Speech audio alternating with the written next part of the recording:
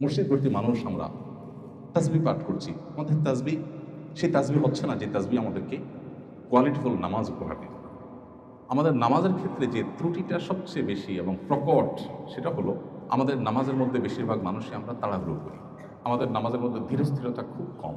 নামাজ নিয়ে যদি আমরা এখানে যত মানুষ আছি সবাইকে একটা করে ফর্ম দেওয়া হয় বা কাগজ কলম দেওয়া হয় যে আপনি আপনার নামাজের কোন জায়গাটা নিয়ে আপনার স্যাটিসফ্যাকশন নাই, আপনি কোন জায়গাটা নিয়ে আপনার অভিযোগের জায়গা, নিজের প্রতি নিজের অভিযোগ যে আমার নামাজের এই জায়গাটা নিয়ে আমি তৃপ্ত না, তাহলে আমার মনে হয় বেশিরভাগ মানুষই বলবেন মনোযোগ নাই আমাদের।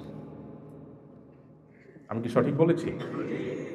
আমাদের মনোযোগ নিয়ে আমাদের সবচেয়ে বেশি অভিযোগ নিজের ব্যাপারে, যে আমি নামাজ পড়ে আসলে মনোযোগটা থাকে না, অন্যদিকে মন চলে যায়।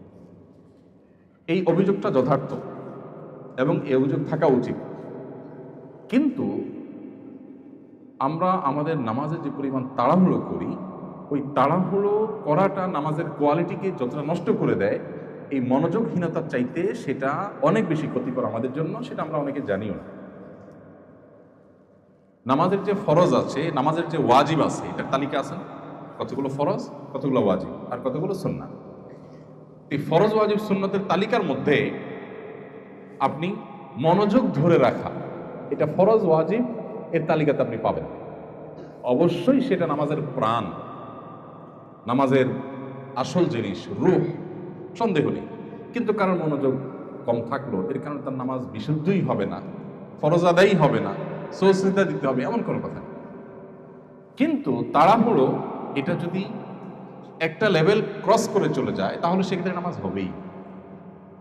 কারণ নামাজের মধ্যে ধীরস্থিরতা মিনিমাম একটা লেভেল পর্যন্ত থাকা, এটা হাম্বলি ফুকাহে কেরামের মতে ফরজ, হানাফি মাযহাব এর উলামায়ে কেরামের মতে ওয়াজিব।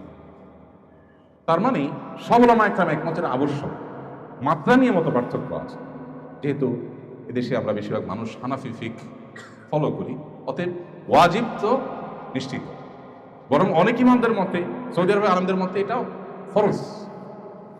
তাহলে এই যে নামাজের মধ্যে তাড়াহুড়ো করা, এটা নামাজকে নষ্ট পর্যন্ত করে দিতে পারে। অথচ বেশিরভাগ মানুষের মধ্যে আমাদের এই রোগটা, ব্যাধিটা আছে। এই ব্যাধিটা সম্পর্কে আমাদের অনেকের খবরও নেই, আমরা জানি না যে ব্যাধিটা আমার মধ্যে আছে। এমনকি যারা আমরা মনোযোগ নিয়ে অভিযোগ করি যে আমার মনোযোগ ঠিক থাকে না, মনোযোগ ধরে রাখতে পারি না, আমার নিজের ক্ষুদ্র অভিজ্ঞতা, আমি দেখেছি যে যদি কেউ নামাজ খুব বেশি সময় নিয়ে আদায় করতে পারে, ধীরস্থিরতার সাথে আদায় করতে পারে, তার নামাজে মনোযোগ অটোমেটিক চলে আসে। এটা আপনি আজকে থেকে ট্রাই করতে পারেন।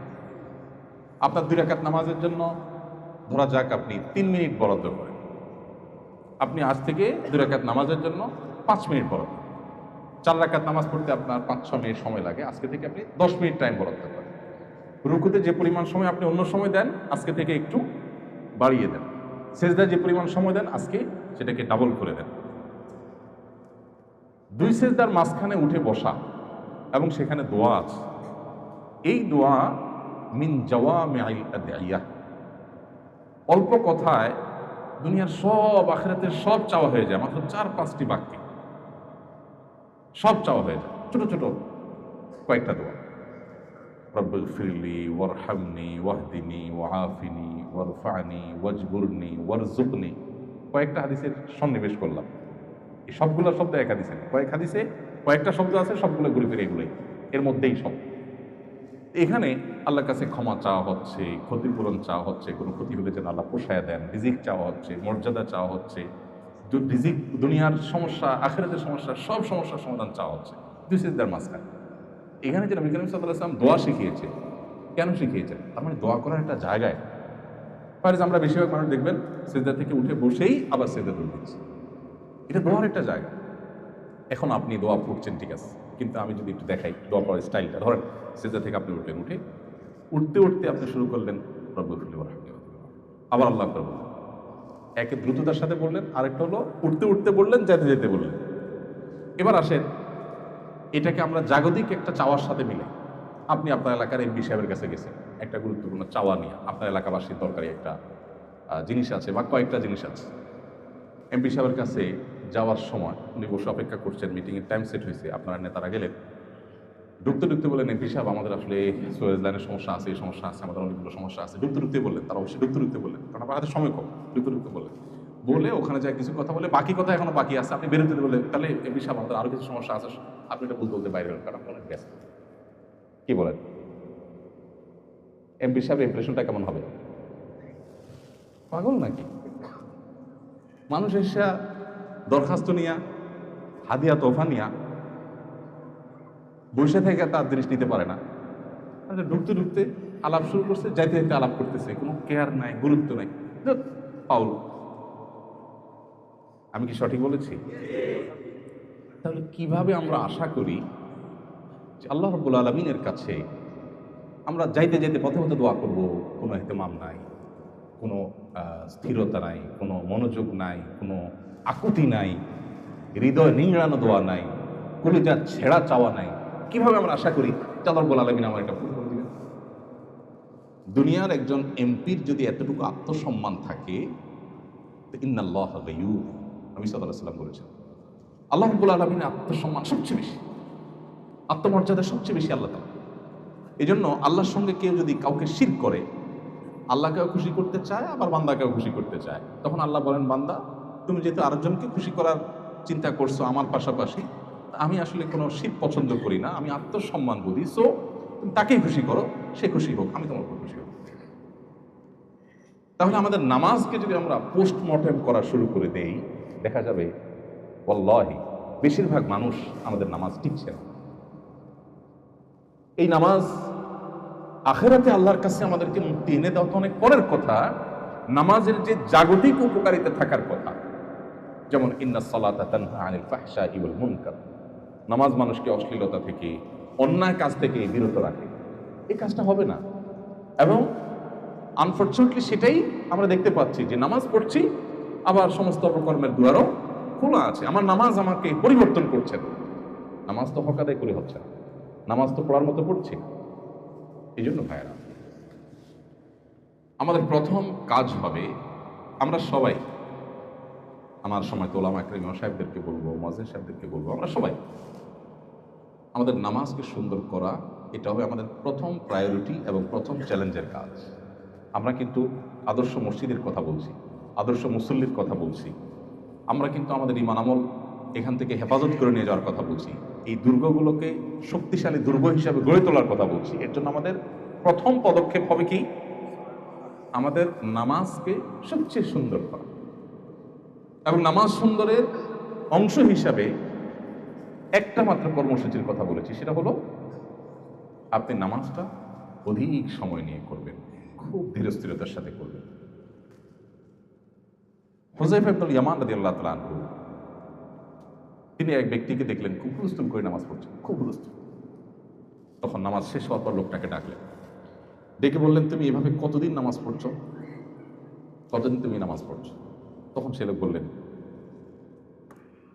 50 সানা, 50 বছর ধরে। হয়তো ইসলাম গ্রহণ করার আগে থেকেও তো মক্কার মানুষ, মুশরিকরাও তো নামাজ পড়তো, তাদের নামাজের ধরন ধাঁচ ভিন্ন ছিল, হয়তো মক্কা ও তাসদিয়া ছিল কোরআনের ভাষায়। যাই হোক, তো দীর্ঘদিন পর্যন্ত তিনি নামাজ পড়ছেন।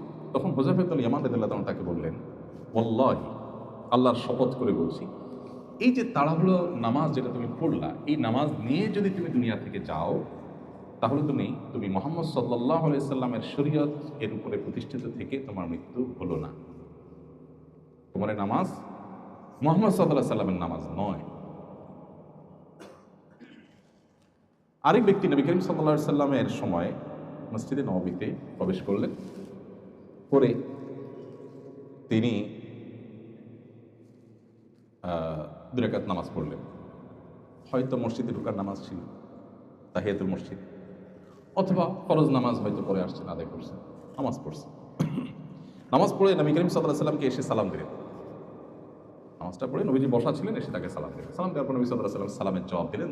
জবাব দিয়ে বললেন, ইরজা ফাসাল্লি ফাইন্নাকা লাম তুসাল্লি, তুমি যাও আবার নামাজ পড়ো, কারণ তোমার নামাজ হয়নি। বেচারা উঠে গিয়ে আবার নামাজ পড়লেন, পড়ে এসে আবার সালাম দিলেন। নবী সাল্লাল্লাহু আলাইহি সাল্লাম এবারও সালামের জবাব দিয়ে একই কথা বললেন, যাও তুমি নামাজ পড়ো, তোমার নামাজ হয় নাই। ভদ্রলোক আবারও গেলেন, যে তিনি আবারও নামাজ পড়লেন, পড়ে আসলেন, এসে আবার নবী সাল্লাল্লাহু আলাইহি ওয়াসাল্লামকে সালাম দিলেন। নবী সাল্লাল্লাহু আলাইহি ওয়াসাল্লাম এবারও একই কথা বললেন, 3 বার নামাজ পড়লেন। এখানে একটু থামি আমি, এই কথায় আসবো, এই জায়গাটায় আসবো, মাঝখানে একটু এখান থেকে একটা শিক্ষা নিয়ে নিই। এই ঘটনা যদি আমাদের সাথে ঘটতো, ধরেন নবী করিম সাল্লাল্লাহু আলাইহি ওয়াসাল্লামের সময়ে আমরা 2 রাকাত নামাজ পড়ে এসে সালাম দেওয়ার পরে বললেন যে তোমার নামাজ হয়নি, আবার পড়ো। পড়লাম, পড়ে আসলাম, আবার সালাম দিলাম, তিনি আবারও পাঠাইলেন, আবার পড়ে আসলাম, আবারও পাঠাইলেন। 3 বার এভাবে নামাজ পড়লেন সেই ব্যক্তি। আমাদের সময় যদি হইতো আমরা কি করতাম বলেন তো? মানে একটু আমরা করি, কি হতে পারতো? হ্যাঁ, বিরক্ত হইতেন, বিরক্তিবোধ করে কি করতেন? একটা রিপ্লাই তো আসতো, সে কি হতে পারতো?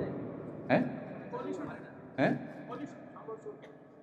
না সংঘর্ষ হলো, আল্লাহ রসুল যেহেতু ডাইরেক্ট সংঘর্ষ হয়তো হতো না। ইয়েস, কিভাবে বলবো, এই যে সঠিক। আমরা হলে বলতাম আপনি আমাকে বলে দিলেই তো হয়, আমার এতবার নামাজ পড়াচ্ছেন, কি সমস্যা, সমস্যাটা কি? আপনি আপনার হুজুরকে দিয়ে চিন্তা করেন, আপনি ইমাম সাহেব যদি আপনাকে এই কাজটা করেন, আপনি কি করবেন? বলুন হুজুর আপনি আমার সোজা বলে দিতে পারতেন, এতবার বলার দরকার কি? আপনি বলছেন না কেন? নবী করিম সাল্লাল্লাহু আলাইহি সাল্লামের শিক্ষাদান পদ্ধতি নিয়ে বহু গবেষণা হয়েছে পৃথিবীতে, বহু পিএইচডি হয়েছে। আপনারা একটা হাদিস শুনবেন, সম্ভবত আবু যর গফার রাদিয়াল্লাহু তাআলার সাথে নবী সাল্লাল্লাহু আলাইহি ওয়াসাল্লাম বের হয়েছেন। শীতকালে গাছের পাতাগুলো সব গোড়া বোটা একবারে নরম হয়ে থাকে, একটু না দিলে ঝরে পড়ে। নবী সাল্লাল্লাহু আলাইহি ওয়াসাল্লাম তাকে নিয়ে ফজরের পরে বের হলেন। এরকম একটা গাছ, এর পাতা সবগুলো পেকে আছে, ঝরে পড়বে।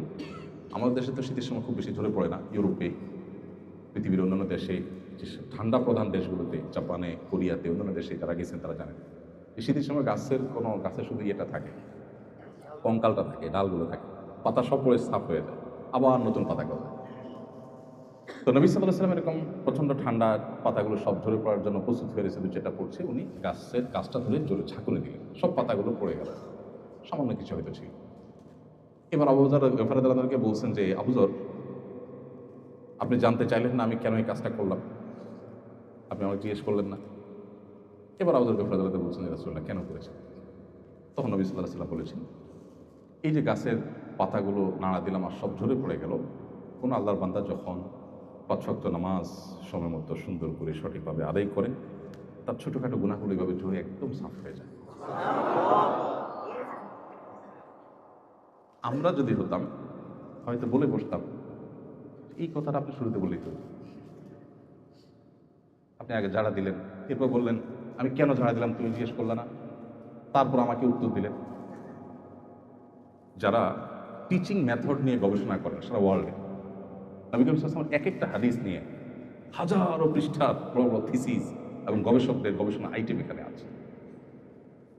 একজন মানুষকে একটা কথা বলার আগে, শেখাবার আগে তাকে তার অ্যাটেনশন গ্রো করা, প্রশ্ন করে উত্তরের জন্য তাকে আগ্রহী করে তোলা, আর অনেকগুলো দিক এখানে আছে। যাই হোক, তো এই যে নবী করিম সাল্লাল্লাহু আলাইহি ওয়াসাল্লাম ওই ব্যক্তিকে 3 বার নামাজ পড়ালেন, এরপর তিনি বলছেন হে আল্লাহ রাসূল,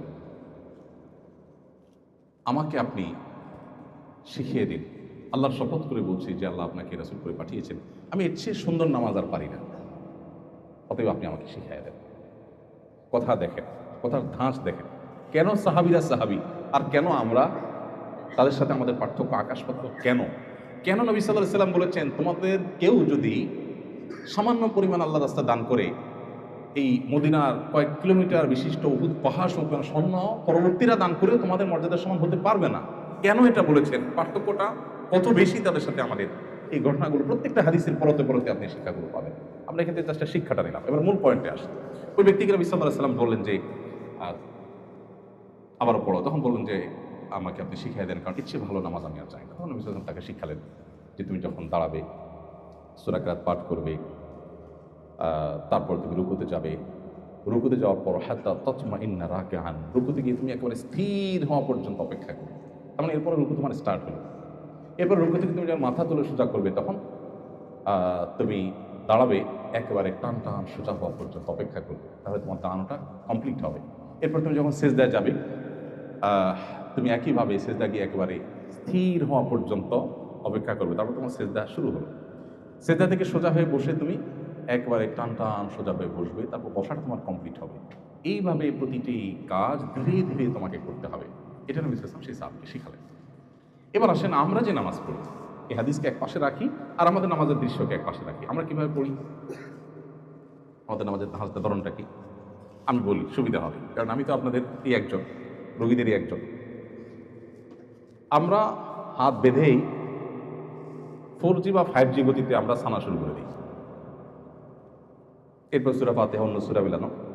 আমরা মনে করি মোবাইলে যেহেতু যত গতি হয় তত ভালো, আমাদের বোধ হয় নামাজেও গতি যত হয় তত ভালো। সব জায়গায় যে গতি ভালো না, এখানে বরং যদি গতি কম হবে তত ভালো, এটা আমরা বুঝি না। শুরু করি হুলস্থুল করি, আলহামদুলিল্লাহ পড়ে আল্লাহর প্রশংসা যে করি, সেই প্রশংসাটা হয় খুবই হুলস্থুলের সাথে। আলহামদুলিল্লাহ আলামিন রহমান রহিম মালিক ইয়াউমিদ্দিন। এই যে আলহামদুলিল্লাহ আলামিন রহমান রহিম মালিক ইয়াউমিদ্দিন, এগুলো তো একটা মিনিং আছে নাকি? আলহামদুলিল্লাহি রাব্বিল আলামিন, যিনি সকল জগৎসমূহের পালনকর্তা, সে আল্লাহর জন্য সকল প্রশংসা, প্রশংসা করছেন। আর রহমানির রহিম, যিনি পরম দয়ালু, সীমাহীন অনুগ্রহকারী। মালিক ইয়াউমিদ্দিন, যিনি কিয়ামতের দিবসের মালিক, অধিপতি, অধিকারী। সেদিনের আধিপত্য তাহার এককভাবে তিনি কন্ট্রোল করবেন। এভাবে প্রত্যেকটা আয়াতের অর্থ আছে। আল্লাহকে আপনি এগুলো প্রশংসা নিবেদন করছেন, কিন্তু প্রশংসা নিবেদন করার সময় আপনি পড়ছেন কি? আলহামদুলিল্লাহ আলামিন রহমান রহিম মালিক ইয়াউমিদ্দিন। মানে আপনি জপছেন, কিছু একটা জপছেন। এবার আসেন, আমি এর আগে এমপি সাহেবের কথা বলছি, আবার এমপি সাহেবের কাছে ফিরে আসি। আপনি আপনার এমপি সাহেবের কাছে গেছেন, প্রধানমন্ত্রীর কাছে গেছেন, প্রধান উপদেষ্টার কাছে গেছেন, দুনিয়ার কোনো পাওয়ারফুল ব্যক্তির কাছে গেছেন, যায় বা তাকে আপনি দাওয়াত দিয়ে আনছেন আপনার মাহফিলে, আপনার প্রোগ্রামে। এরপর প্রশংসা বাক্য পরিপাঠ করছেন।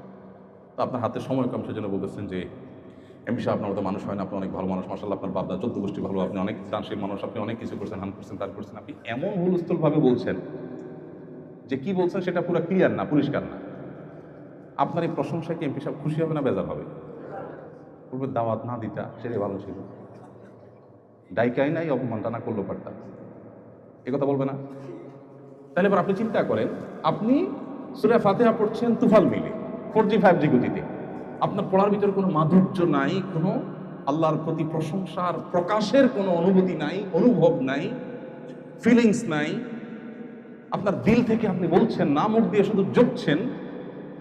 এই প্রশংসা আল্লাহ সুবহানাহু ওয়া তাআলা অ্যাকসেপ্ট করবেন, এটা আপনি কিভাবে চিন্তা করতে পারেন? এভাবে আমরা অন্য সূরাও শেষ করি। আসলে এবার রুকুতে যাই। আমাদের রুকুর অবস্থা কি? সূরা ফাতিহা পড়লেন, আরেকটা সূরা মিলাইলেন, শেষ করলেন, একটু ব্রেক দিলেন, শেষ হলো। এরপরে আপনি আল্লাহু আকবার বলে রুকুতে যাবেন। এই আল্লাহু আকবার বলে রুকুতে যাবেন। রুকুতে গিয়ে মাথা থেকে কোমর পর্যন্ত টান টান সোজা হয়ে যাবে এবং পায়ের গোড়ালি থেকে কোমর পর্যন্ত সোজা হয়ে যাবে। আপনি পজিশনে যাবেন। এরপরে আল্লাহ তাআলার কাছে আপনি আপনার অবনত মস্তক হয়ে আপনার শরীরটাকে ভেঙে দিয়ে পুরো আল্লাহকে আপনি তাসবিহ নিবেদন করবেন। সুবহান রাব্বিয়াল আযীম, সুবহান রাব্বিয়াল আযীম। আমার মহান রবের পবিত্রতা আমি জ্ঞাপন করছি। আল্লাহকে আপনি পবিত্রতা জ্ঞাপন করছেন। এই যে সুবহান রাব্বিয়াল আযীম পড়ছেন, এইটা পড়তে গিয়ে যদি আপনি এভাবে পড়েন সুবহান রাব্বিয়াল আযীম, সুবহান রাব্বিয়াল আযীম, সুবহান রাব্বিয়াল আযীম, সুবহান রাব্বিয়াল আযীম, সুবহান রাব্বিয়াল আযীম, তাহলে কি দাঁড়াবে? এমপি সাহেব আপনি ভালো, এমপি সাহেব আপনি ভালো, এমপি সাহেব আপনি ভালো। মানে একটু বোঝার জন্য বলছি, শুনতে কেমন শোনা যাবে ওইটা? তাহলে আল্লাহ রাব্বুল আলামিনের শানে আমরা যেটা করছি, তিনি আর কোথাকার এমপি, সেও মানুষ, আমিও মানুষ, হয়তো উনি এমপি, আমি এমপি না, এই তো এইটুকুর কারণে তিনি যদি এতটা অপমান বোধ করেন, এতটা তিনি কষ্ট পান, তাহলে আল্লাহ রাব্বুল আলামিন তিনি তো গায়ুব, সবচেয়ে বেশি আত্মমর্যাদা আল্লাহ রাব্বুল আলামিনের জাতে পাকের। তাহলে তিনি কিভাবে আমাদের এই সুবহানাল্লাহ এগুলো নেবেন? মুর্শিদ ভর্তি মানুষ আমরা, তাসবিহ পাঠ করছি, আমাদের তাসবিহ সেই তাসবিহ হচ্ছে না যে তাসবিহ আমাদেরকে কোয়ালিটিফুল নামাজ উপহার দিতে। আচ্ছা, এই যে তাসবিহ পাঠ করছি সেটাও হওয়ার কথা ছিল আমি আল্লাহু আকবার বলবো, রুকুতে মাথা থেকে কোমর পর্যন্ত টান টান সোজা হব, পজিশনে যাব, এরপর আমি স্টার্ট করব সুবহান রাব্বিয়াল আযীম। আচ্ছা, আমার প্রশ্ন, রুকুর তাসবিহ কখন পড়তে হয়? প্রশ্নটা কি বেশি কঠিন হয়ে গেল? রুকুর তাসবিহটা কখন পাঠ করতে হয়? রুকুতে যাওয়ার পরে। ফাইন, তো সঠিক। আমরা বেশিরভাগ মানুষ সাধারণত যে প্র্যাকটিস দেখা যায় সেটা হলো আল্লাহু আকবার বলে, মানে শরীরটা বাঁকা করতে একটু সময় লাগে, পজিশনে যেতে সময় লাগে। আল্লাহু আকবার বলে ফেলতে মুহূর্তের মধ্যে, একদম বিদ্যুৎ চমকের মতো আল্লাহু আকবার বলেই সুবহানা বলা শুরু হয়ে যায়। মানে পথে থেকেই সুবহানা রব্বিয়াল আযীমে সুবহানা শুরু হয়ে যায়। রব্বিয়াল আযীম হয়তো পজিশনে যাওয়ার পরে হয়। তাইলে প্রথম তাসবির অর্ধেক পথে আর অর্ধেক পজিশনে। দ্বিতীয় তাসবিটা হয়তো পজিশনে হয় হুলস্থুল বিদ্যুৎ গতিতে। আর 3 নম্বর তাসবিটা আবার সুবহানা বলে শুরু করে মাথা সোজা করতে করতে, তাহলে যাওয়ার পথে এক তাসবি, আসার পথে এক তাসবি, মাঝখানে এক তাসবি। তাহলে তাসবিটা কি রুকুতে হলো না পথে হলো? আমি কি বুঝাতে পারছি? আপনি দরখাস্ত জমা দেওয়ার কথা এমপি সাহেবের অফিসে, আপনি পথে দেখে বলতেছেন ভাই এই যে দরখাস্তটা, কেমন হবে জিনিসটা? পথে যদি দরখাস্ত জমা দেন, সে দরখাস্ত কি অ্যাকসেপ্ট হওয়ার কথা?